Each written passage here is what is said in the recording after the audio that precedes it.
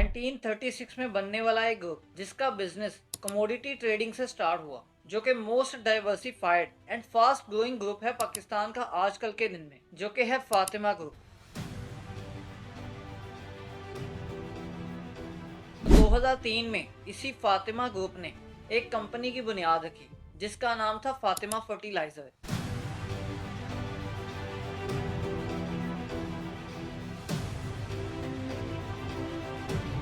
ये company PSX में list होने के बाद बहुत ही सक्सेसफुल रही और अपने इन्वेस्टर्स को बहुत अच्छा रिटर्न दिया पिछले कुछ सालों में। तो अब इस फातिमा फर्टिलाइजर में और कितना पोटेंशियल है और क्या ये फातिमा फर्टिलाइजर अपने फ्यूचर में अपने पास्ट से ज्यादा रिटर्न दे सकती है? तो वीडियो में आगे बढ़ने से पहले आपके लिए एक मोस्ट इंपोर्टेंट पॉइंट कि इस वीडियो की डिस्क्रिप्शन में एक व्हाट्सएप ग्रुप का लिंक है जो कि बिल्कुल फ्री है, जिससे आप पीएसएक्स की न्यूज़ एंड अपडेट्स को बिल्कुल फ्री अवेल कर सकते हैं। तो अगर आप किसी कंपनी के एनालिसिस चाहते हैं तो आप उस कंपनी का नाम इस कमेंट सेक्शन में कमेंट करके उस कंपनी के एनालिसिस भी हासिल कर सकते हैं। जिस तरह के हर पर्सन के कमेंट्स को फॉलो करते हुए हम एनालिसिस करते हैं, तो आपके कमेंट को भी फॉलो किया जाएगा और उस पर भी एनालिसिस बनेंगे। तो आप अगर किसी कंपनी का एनालिसिस चाहते हैं तो कमेंट लाजमी करें और ऐसी मजीद वीडियोस को देखने के लिए इस चैनल को सब्सक्राइब लाजमी कर लें और दूसरों की हेल्प के लिए शेयर करना तो बिल्कुल भी नहीं भूलना। आज इस फातिमा फर्टिलाइजर की वीडियो में हम कंपनी की प्रोफाइल और उसके बिजनेस मॉडल को स्टडी करेंगे एंड देन हम इसकी प्रोडक्ट्स और उसके कस्टमर्स को भी देखेंगे एंड मोस्ट इंपोर्टेंट के हम फंडामेंटल एनालिसिस करेंगे, मेन के हम फाइनेंशियल स्टेटमेंट्स को भी देखेंगे एंड लास्ट पर हम स्टॉक की प्राइस पर डिस्कशन करेंगे कि स्टॉक की प्राइस कहां पर जा सकती है और हमें किस प्राइस पर इसको बाय करना चाहिए। तो चलिए फातिमा फर्टिलाइजर के एनालिसिस की वीडियो को स्टार्ट करते हैं।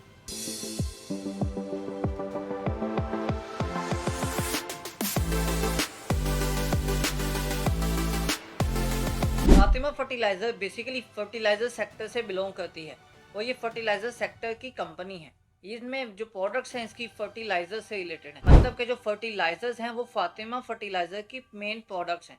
अब इनमें मेन प्रोडक्ट्स के कुछ नाम भी हैं। तो बेसिकली फातिमा फर्टिलाइजर की मेन प्रोडक्ट में आती है यूरिया और यूरिया के साथ ही आता है कैल्शियम अमोनियम नाइट्रेट जिसे कैन भी कहते हैं एंड थर्ड वन है नाइट्रोफोस्फेट एनपी। ये तीन इस कंपनी की मेन प्रोडक्ट्स हैं, मतलब कि ये तीन फर्टिलाइजर्स कंपनी के मेन प्रोडक्ट्स के तौर पर शुमार किए जाते हैं। तो ये कंपनी की फाइनल प्रोडक्ट्स हैं। एडिशनली ये नाइट्रोजन, फोस्फोरस, पोटाशियम इनको भी प्रोड्यूस करते हैं। तो यही फातिमा फर्टिलाइजर की जो तीन फाइनल प्रोडक्ट्स हैं और चौथी जो एडिशनल प्रोडक्ट है, इसको देखकर हम अगर एफएफसी की तरफ आए, दूसरे फर्टिलाइजर कंपटीटर के तौर पर जो एफएफसी सामने खड़ा हुआ है, इसी तरह ही एंगो फर्टिलाइजर फातिमा के सामने खड़ा हुआ है, तो इनको अगर देखें तो फातिमा फर्टिलाइजर के अकॉर्डिंग जो इनकी मेन प्रोडक्ट्स हैं उनमें सिर्फ यूरिया ही एफएफसी से और एंगो फर्टिलाइजर से मैच करता है। मतलब कि सिर्फ यूरिया है जो ये तीनों कंबाइनली सेल आउट करते हैं। मतलब कि यूरिया की प्रोडक्ट जो मेन है वो फातिमा फर्टिलाइजर की भी है, फौजी फर्टिलाइजर की भी है और एंगो फर्टिलाइजर की भी है। और बाकी जो सेकंड प्रोडक्ट है फातिमा फर्टिलाइजर की कैप और एनपी, ये दोनों प्रोडक्ट्स ये कंपनी की मेन प्रोडक्ट्स हैं जो कि एफएफसी से सेपरेट हैं। लेकिन ये फातिमा फर्टिलाइजर की कैप और एनपी की जो प्रोडक्ट्स हैं इनको थोड़ी सी क्वांटिटी में इफर्ट भी बनाती है। मतलब कि एंगो फर्टिलाइजर की भी ये कुछ मेन प्रोडक्ट्स में आती हैं। तो अगर फातिमा फर्टिलाइजर के कंपटीटर को देखा जाए तो मेन कंपटीटर सिर्फ फर्स्ट प्रोडक्ट को लेकर जो कि यूरिया है, वो दोनों कंपटीटर हैं, फौजी फर्टिलाइजर भी एंगो फर्टिलाइजर भी। और बाकी जो दोनों प्रोडक्ट हैं कैप और एनपी, उसमें फौजी फर्टिलाइजर तो बिल्कुल भी फातिमा फर्टिलाइजर का कंपटीटर नहीं है और एंगो फर्टिलाइजर कंपटीटर है लेकिन वो इसको खुद ही यूटिलाइज कर लेते हैं, तो इसलिए हम उसको भी एज अ कंपटीटर कंसिडर नहीं कर रहे। तो अगर हम इसकी कैपेसिटी की बात करें, जिस तरह के हमने पहले भी कंपेयर किया दूसरे कंपटीटर के साथ, तो कैपेसिटी के भी अगर हम दूसरे कंपटीटर्स के साथ कंपेयर करें तो फातिमा फर्टिलाइजर की जो टोटल कैपेसिटी आती है वो है 2.57 मिलियन मैट्रिक टन। अब चूंकि इसका शेखुपुरा सादिकाबाद में भी और इसी तरह मुल्तान में भी प्लांट्स है, तो ये दोनों के ओवरऑल जो कैपेसिटी मिलाकर बनती है वो बनती है 2.57 मिलियन मैट्रिक टन। और इसी तरह अगर हम फौजी फर्टिलाइजर की कैपेसिटी देखें तो वो है जस्ट 2.05 मिलियन मैट्रिक टन। लेकिन यहाँ पर फातिमा फर्टिलाइजर की कैपेसिटी तो इंक्रीज है लेकिन हम उसको फौजी फर्टिलाइजर से कंपेयर नहीं कर सकते। वो इस वजह से क्योंकि इन दोनों की प्रोडक्ट सेम है ही नहीं। फातिमा फर्टिलाइजर अपनी जगह पर खड़ी है, सिर्फ यूरिया ही दोनों में सेम है, लेकिन फौजी फर्टिलाइजर अपनी जगह पर है। और इसी तरह प्रोडक्शन कैपेसिटी हम एंगो फर्टिलाइजर की देख लें तो वो है 2.3 मिलियन मैट्रिक टन।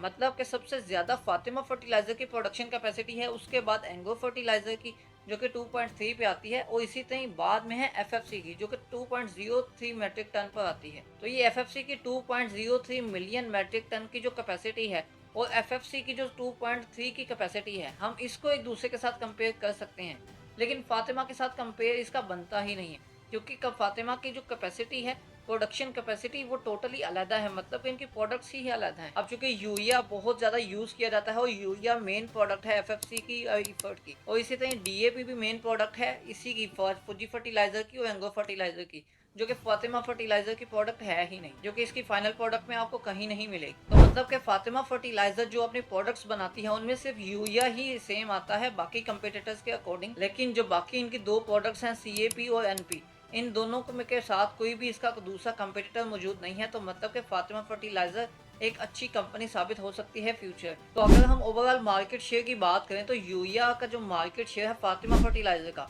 वो जस्ट 13% है, मतलब कि 13%।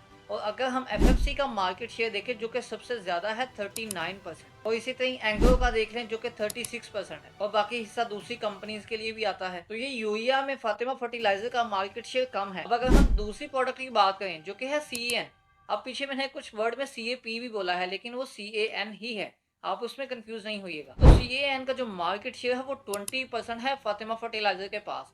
और इसी तरह एनपी की बात करें, एनपी का मार्केट शेयर 33% है सिर्फ अकेली फातिमा फर्टिलाइजर के पास। तो ये है ओवरऑल डिटेल मार्केट शेयर की फातिमा फर्टिलाइजर की और उसके अकॉर्डिंग उसके कंपटीटर्स की। और इसके साथ ही एक और मजीद मोस्ट इम्पोर्टेंट पॉइंट जो कि मुझे लगता है कि मुझे आपको ये चीज बतानी चाहिए, वो है गैस प्राइसेस। तो जिस तरह के आपको पता है कि फुजी फर्टिलाइजर की जो गैस प्राइस है वो 580 MMBTU के अकॉर्डिंग एफएफसी को मिलती है, लेकिन अगर हम एंग्रो फर्टिलाइजर को देख लें तो उसकी जो प्राइस है वो तकरीबन 1500 समथिंग कुछ रुपीस MMBTU के हिसाब से है, जो कि ऑलमोस्ट 1597 MMBTU है। तो इसी तरह अगर हम फातिमा फर्टिलाइजर की गैस प्राइसेस की बात करें तो इसको तकरीबन 1239 MMBTU के अकॉर्डिंग गैस मिलती थी, जो कि इसकी भी प्राइस इंक्रीज होकर 1597 MMBTU के अकॉर्डिंग इसको मिलने लगी। लेकिन यहाँ पर एडिशनली जो काम है वो फातिमा फर्टिलाइजर का एक मोस्ट इम्पोर्टेंट पॉइंट है। ये फातिमा फर्टिलाइजर खुद से भी गैस को प्रोड्यूस करती हैं, जिससे गैस की कैपेसिटी जो है फातिमा फर्टिलाइजर की वो काफी हद तक उसके अंदर से ही प्रोड्यूस होती है, तो जिसकी वजह से ये मार्केट में अपना एक नाम बनाने के काबिल हुए हैं। तो इसके प्लांट्स वगैरह की बात करें तो ये भी काफी एफिशिएंट है, काफी बेहतर है। तो इसलिए फातिमा फर्टिलाइजर अभी तक के एनालिसिस के अकॉर्डिंग कुछ बेहतर दिख रही है। तो इसी तरह जो कस्टमर्स की बात करें तो कस्टमर्स भी तकरीबन वही हैं जो कि बाकी फर्टिलाइजर कंपनीज के हैं, मतलब के फार्मर्स इसके कस्टमर्स हैं, इसी तरह ही एग्रीकल्चर बिजनेस डीलर्स इसके कस्टमर्स हैं, या एग्रीकल्चर बिजनेसमैन इसके डीलर्स हो सकते हैं। तो ये ओवरऑल कस्टमर्स की डिटेल इसकी बन सकती है जिस तरह की बाकी कंपनीज की फर्टिलाइजर सेक्टर की होती है। तो ये फातिमा ग्रुप की फर्टिलाइजर कंपनीज काफी ज्यादा हैं, जिस तरह के फातिमा फर्टिलाइजर जो है ये PSX में लिस्ट है, लेकिन PSX में लिस्ट के अलावा जो कि प्राइवेट कंपनीज है इसमें पाक अरब फर्टिलाइजर कंपनी भी आती है, और इसी तरह फातिमा फर्ट लिमिटेड भी आती है। तो ये फातिमा फर्टिलाइजर की एनुअल प्रोडक्शन कैपेसिटी भी आपके सामने मेंशन है, जो कि तकरीबन 2.53 मिलियन मेट्रिक टन बनती है। तो यहाँ पर ये कंफ्यूजन थोड़ी क्लियर करता चलूं कि जो DAP है वो भी फातिमा फर्टिलाइजर की प्रोडक्ट है, लेकिन उसकी क्वांटिटी बहुत ही कम है कि वो मार्केट शेयर के अकॉर्डिंग बहुत ही लो है, लेकिन इसकी ये DAP की प्रोडक्ट मौजूद है। तो ये इसकी प्रोडक्ट्स की डिटेल भी आपके सामने है। तो चलिए सबसे पहले मैं आपको फातिमा फर्टिलाइजर के पेज पर लिए चलता हूँ PSX की वेबसाइट पर, ताकि हम उसके स्टॉक को एनालाइज करते हैं थोड़ा सा। तो सबसे पहले मैं आ गया हूँ फातिमा फर्टिलाइजर के स्टॉक पर, जो कि फातिमा फर्टिलाइजर का स्टॉक अभी 81.85 रुपीज का है, जो कि इसका अगर 52 वीक का हाई देखें तो 94.56 रुपीज़ का है। तो अभी तक की इसके जो स्टॉक की प्राइस है वो थोड़ी लो है। तो अभी अगर हम इसके तकरीबन नीचे आ जाएं तो ये कंपनी की प्रोफाइल वगैरह वो तो हमने देख ही ली है। तो यहाँ पर इक्विटी को देखें तो 15% जस्ट इसका फ्री फ्लोट है। तो इसके फाइनेंशियल्स देखें तो 2021 में जो इसकी सेल्स थी वो तकरीबन 112 अरब की थी, जिससे इसका जो प्रॉफिट कंपनी को हुआ वो 18.4 अरब का हुआ, और इसी तरह इसकी जो अर्निंग पर शेयर बनी वो 8.80 बनी, जो कि 2021 में देखें तो इस कंपनी की जो सेल्स हैं वो इंक्रीज हुई, लेकिन इस कंपनी का प्रॉफिट डिक्रीज रहा, जिससे अर्निंग पर शेयर भी डिक्रीज होगी एज कम्पेयर टू 2021। और अगर 2023 की बात करें, 2023 में कंपनी की जो सेल्स हैं वो 2022 की निस्बत बहुत ज़्यादा इंक्रीज हुई। अगर 2021 की निस्बत देखा जाए तो 2023 में 2021 की निस्बत डबल है ये। उसके साथ ही जो कंपनी का प्रॉफिट है वो 22.3 अरब का रहा, जो कि काफ़ी ज़्यादा इंक्रीज था 2022 की निस्बत।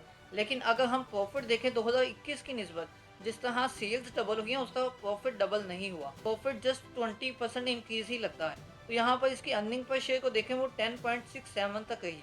और 2023 के बाद 2024 में देख लें तो 2024 में जो कंपनी की सेल्स थी वो बिल्कुल माइनस ही इंक्रीज हुई, जो कि 232 अरब 2023 की सेल्स थी उससे बढ़कर 238 अरब तक आई। लेकिन अगर उसके प्रॉफिट्स की बात करें तो 2023 का जो प्रॉफिट है वो 22.3 अरब का था, वो इंक्रीज होकर 2024 में 34.9 अरब तक आया, जिसमें मतलब कि इस कंपनी ने अपने एक्सपेंसेस वगैरह को काफ़ी कवर किया, जो कि कंपनी के दरमियान पहले कुछ सालों में आ रहे थे। और इसी तरह इसकी जो अर्निंग पर शेयर है वो 2023 में 10.67 से इंक्रीज होकर 16.66 तक आई। तो 2023 की निस्बत 2024 की सेल्स में कोई खास फर्क नहीं था, लेकिन उसके प्रॉफिट्स में अच्छा खासा फर्क आ गया था। तो इसी तरह अगर हम इसको क्वार्टर वाइज लेकर चले तो क्वार्टर वाइज अगर देखें हम तो फर्स्ट क्वार्टर 2024 की जो सेल्स थी वो 65.2 अरब थी, जो कि इसका प्रॉफिट था 8.1 अरब और इसकी अर्निंग पर शेयर 3.88 तक रही। और इसी तरह सेकंड क्वार्टर 2024 के फर्स्ट क्वार्टर की निस्बत थोड़ा लो ही रहा, लेकिन 2024 का थर्ड क्वार्टर जो था वो काफ़ी अच्छा गुजरा कंपनी का, जो कि पिछले दोनों क्वार्टर्स की निस्बत काफ़ी बेहतर रहा। और इसी तरह ही फर्स्ट क्वार्टर 2025 को देख लें तो 2025 के फर्स्ट क्वार्टर में जो सेल्स है कंपनी की वो थोड़ी डिक्रीज रही, और उसके साथ साथ ही कंपनी का जो प्रॉफिट है वो भी डिक्रीज रहा, जिससे उसकी अर्निंग पर शेयर जस्ट 3.58 तक आई, जिसको अगर हम फर्स्ट क्वार्टर 2024 के साथ कंपेयर करें तो उससे भी थोड़ा डिक्रीज ही है। लेकिन मतलब कि यहाँ पर 2025 के फर्स्ट क्वार्टर में कंपनी ने कुछ अच्छी खासी सेल्स नहीं की। 2025 के फर्स्ट क्वार्टर की निस्बत अगर 2024 का फर्स्ट क्वार्टर देखा जाए, सेल्स 2025 के फर्स्ट क्वार्टर में डिक्रीज रही हैं, लेकिन जो प्रॉफिट्स हैं वो एज सच डिक्रीज नहीं है, तो उसमें माइनस ही डिक्रीज आया है। तो मतलब कि ये एक अच्छी चीज़ है कि कंपनी प्रॉफिट्स ज़्यादा जनरेट कर रही है अपनी लो सेल्स के होते हुए भी। तो अब अगर हम इसके पे आउट्स की तरफ जाएं तो इस पे आउट में देखें तो आपको कोई पे आउट खास नज़र नहीं आएगा पिछले सालों में, जो कि 2017-18 में तो कंपनी ने कोई पे आउट दिया ही नहीं। 2019 में कंपनी ने एक दफ़ा पे आउट दिया, इसी तरह 2020 में एक दफ़ा, 21 में एक दफ़ा, 22 में भी एक दफ़ा दिया। लेकिन 2023 से कंपनी ने अपने पे आउट्स को इंक्रीज किया, जो कि 2023 में कंपनी ने 2 दफ़ा पे आउट दिया।